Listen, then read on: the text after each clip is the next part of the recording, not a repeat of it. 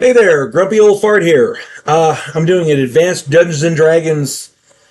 I'm not really sure if it's an advice or a hack, to be honest, but it's one of the two. I'm going to call it advice for now, and we'll see where it goes. The Mud Bath Defense. Now, there's a spell in Dungeons and Dragons called Transmute Rock to Mud. It's a 5th level magic user spell. It's a 5th level druid spell. Go and research that. Read up on it really good. Pay close attention to the area of effect. Okay. Now, getting back to the story here, over the years, I've seen some really creative players. I've made videos where I talk about the Wile E. Coyote defense and the homemade flamethrower. Sometimes players can really come up with some doozies. In my mind, the best such creative solutions come from improvisation out of desperation. There's an old adage. Pulling it right out of your ass. I was running a game years ago. My group, the group I was running, there was 6 9th level players. They were deep underground. They were being pursued by a large group of drow elves.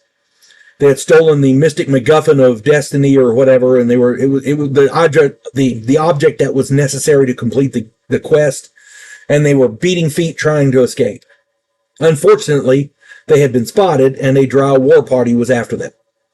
2 of the group had been wounded and were being carried. They picked one of the 4 exits to the surface and were scrambling up this narrow passageway. They still had a long way to go, and they were, carrying the wounded. The drow were gaining quickly. After all, this is their area, The group knew they were never, ever going to outrun the drow, so they needed a way to slow their pursuers down. The druid told the thief to wait with him, just in case, at the top of a long, sloping passage. The rest carried the wounded and continued on. The druid cast Transmute Rock to Mud onto the ceiling of the sloping passage, just as the drow entered the other end. The drow were 40 feet away, and the area of effect of the spell is a 2 double-marked cube per level. The 9th level druid's area of effect with this spell was 180 feet by 180 feet by 180 feet.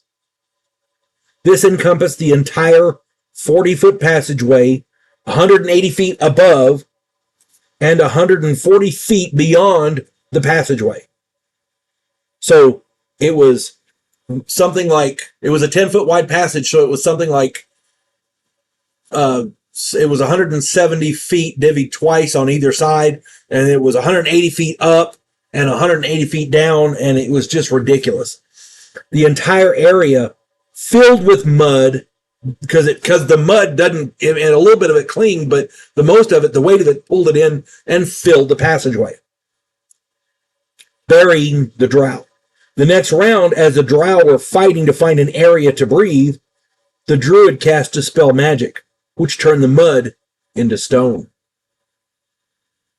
Now, casting rock to mud on the floor would have dropped them into the mud, and it would have slowed them down, surely. But there are ways for them to escape. Casting it on the ceiling above the group, above the enemy, buried them, ensuring their entrapment. The Dispel Magic entombed them and blocked the passage forever. It's the creative uses of spells that are going to be remembered forever by your group. The flamethrower, for example, the creative use of items, the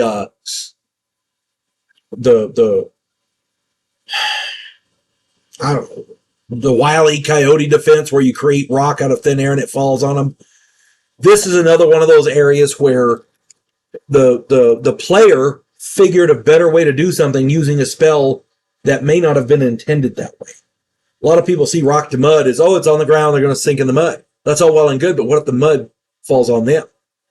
You see what I'm saying? As I recall, Larry was running that druid, and it worked out well. Larry was a smart player, but my contention there is, again, a lot of the times it's not what you have, it's how you use it. So keep that in mind, and also pay close attention to areas of effect, because if it's X amount per level, it goes up every time you increase in level. A 9th level wizard or a 9th level druid can be pretty badass. Just saying.